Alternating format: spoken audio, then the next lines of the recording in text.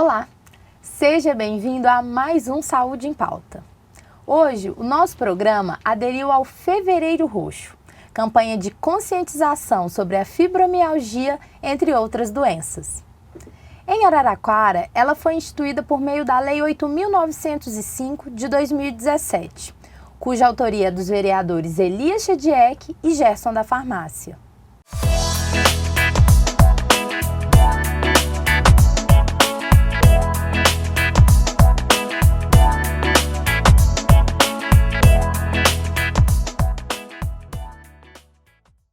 A nossa convidada de hoje é a médica reumatologista Cristiana Curilia. Olá, doutora Cristiana. Olá, Lorena, tudo bem? Tudo bem, muito obrigada pela sua participação. Para a gente começar a falar sobre o assunto e para quem está em casa entender, o que é a fibromialgia e por que ela é considerada uma síndrome? Bom, primeiro eu queria agradecer o convite, de poder também estar contribuindo para a conscientização dessa doença, dessa síndrome, a fibromialgia. O que é a fibromialgia? A fibromialgia é uma síndrome que consiste de dor muscular difusa, crônica, não inflamatória e que geralmente, na maioria dos casos, associada a uma fadiga crônica e alterações do sono. É um sono não restaurador. É uma síndrome por conta de que é um conjunto de sintomas que nem sempre tem a mesma causa. Então, não é uma doença específica, e sim um conjunto de sintomas que estão apresentando a fibromialgia.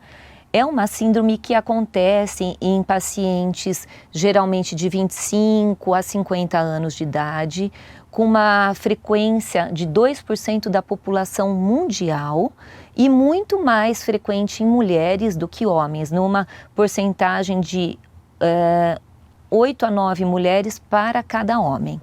Há alguma explicação para essa frequência ser maior em mulheres? Os aspectos emocionais são mais frequentes, instabilidade emocional e instabilidade hormonal, que podem estar ajudando e contribuindo para aumentar essa frequência nas mulheres. Entendi. A dor, ela é sintoma de diversas doenças reumáticas. Como diferenciar a fibromialgia dessas outras enfermidades?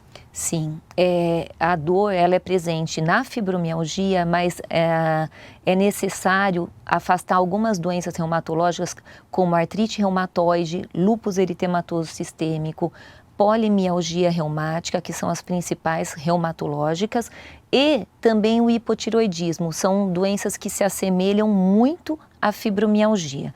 Como é que a gente faz essa diferenciação? Começamos pela história clínica que o paciente apresenta, tá? Que deve ser tirado bastante detalhes dessa história clínica, se tem associação com cansaço, fadiga e outros determinantes. O exame físico, ele é bem característico porque ele apresenta pontos dolorosos, que são os famosos tender points, que tem locais específicos que o médico palpa para ver se o paciente tem dor, tá? E isso é frequente e presente na fibromialgia.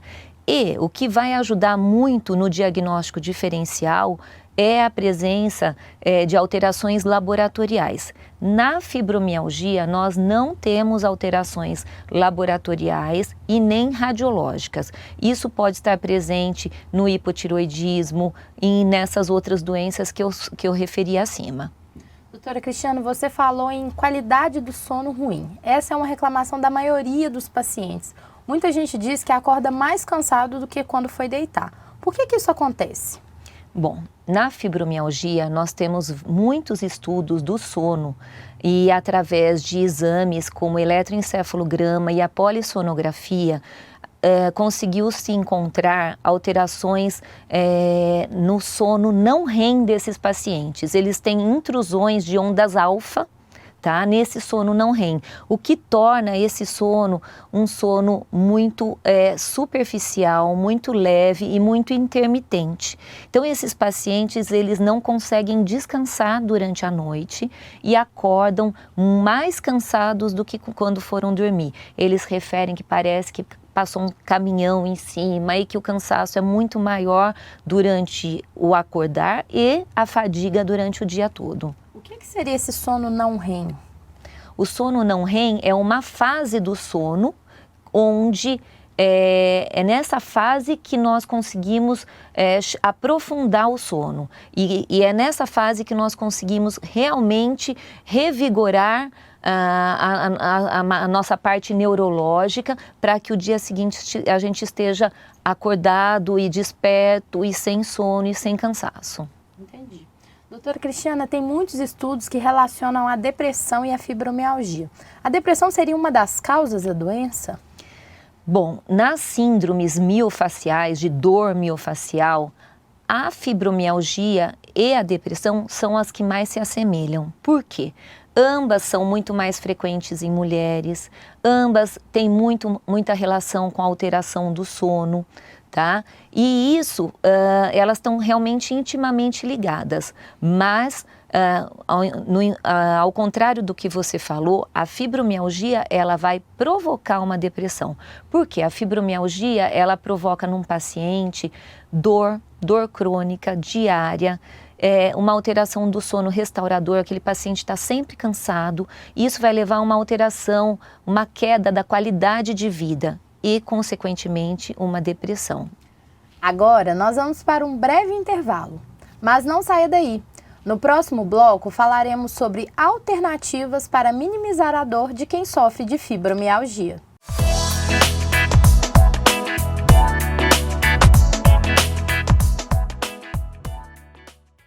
Olá, estamos de volta. Hoje o Saúde em Pauta aderiu ao Fevereiro Roxo, campanha de conscientização sobre a fibromialgia, entre outras doenças. A nossa convidada é a médica reumatologista Cristiana Curilia. Em 2017, a cantora Lady Gaga revelou ter fibromialgia e, às vésperas do Rock in Rio Brasil, cancelou sua participação no festival. Diante disso, muitos fãs questionaram a atitude da cantora pop, alegando que ela estava fazendo certo corpo mole. Doutora Cristiana, a dor do paciente que tem fibromialgia realmente inviabiliza a execução das atividades diárias? Sim, essa dor, ela realmente inviabiliza, né, as atividades diárias. Por quê? Porque é uma dor geralmente de forte intensidade, dor em crise, e dependendo do local que pode acometer cervical, lombar ou dores em membros, ela pode realmente provocar bastante déficit da função do paciente, né? Então, realmente, a Lady Gaga, ela tinha por que estar se ausentando? E, na verdade, isso gera muita dúvida em algumas pessoas por conta de que essa dor, ela não é acompanhada de alterações físicas. Você olha, você não vê nenhuma deformidade, você não vê nenhum processo inflamatório no local. E isso gera desconfiança de algumas pessoas, né? É importante a gente colocar aqui que a Lady Gaga, ela é portadora de lúpus eritematoso sistêmico. E o lúpus, ele é uma das causas da fibromialgia. Como todas as doenças autoimunes, elas também podem predispor à fibromialgia. Então, existe uma associação, aqui no caso da Lady Gaga, do lúpus eritematoso sistêmico com a fibromialgia. E quais seriam outras possíveis causas? Bom, outras possíveis causas da fibromialgia são fatores genéticos, onde os estudos mostram que dentro de uma família existe uma chance muito maior de desenvolver fibromialgia quando existe um ente dentro dessa família. Isso também acontece em gêmeos, que é muito mais frequente acontecer em 2 gêmeos a doença da fibromialgia.